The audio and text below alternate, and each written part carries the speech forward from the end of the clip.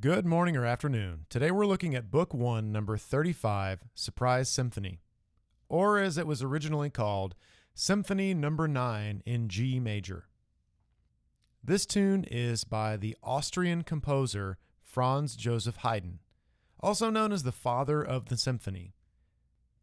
He was a friend and mentor of Mozart and the music tutor of Beethoven.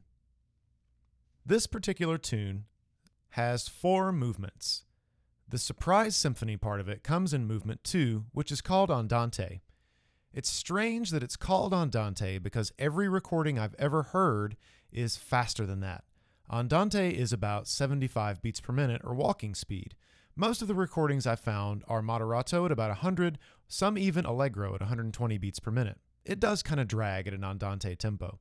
The reason movement 2 is called the Surprise Symphony is because the music starts very softly, and then at the end of the first phrase, it's repeated and it's even softer.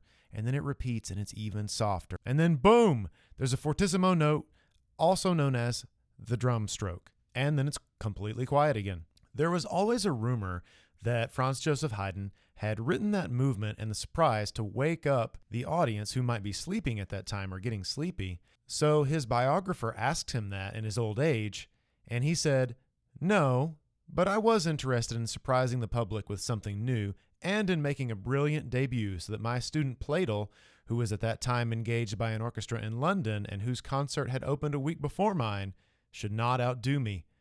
The first allegro of my symphony had already met with countless vibrato, but the enthusiasm reached its highest peak at the Andante with the drum stroke.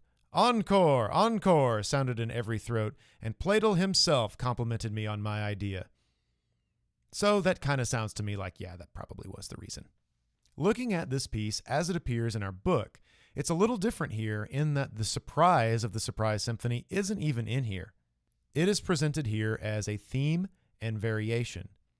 Theme and variation means that there's the initial theme followed by a repeat of the same theme, but it's slightly altered. Here it's altered rhythmically.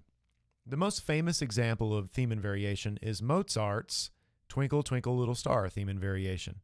Yes, Twinkle, Twinkle, Little Star is written by Mozart. So looking through this, the theme itself is very simple as long as you look ahead and you can see the notes that are coming, remembering that low concert A, B for some of you there. And then the variation is the same theme, the same pitches, the same everything, but the rhythm is different. Most of it's predictable, but look out here for this measure because right in between there, you've got 4 eighth notes in a row, and that could take you off guard if you're not really looking ahead. The other place is a count 1 quarter rest. I suggest stomping or emphatically fake stomping your foot here to make sure you don't play on count 1. And percussion. It starts out the theme with a triangle, and then on the variation, we add snare drum and bass drum. This is all pretty easy stuff that you'll be able to do with no problem. Just watch out for the quarter rest here in measure number 14. So good luck with this tune and have fun.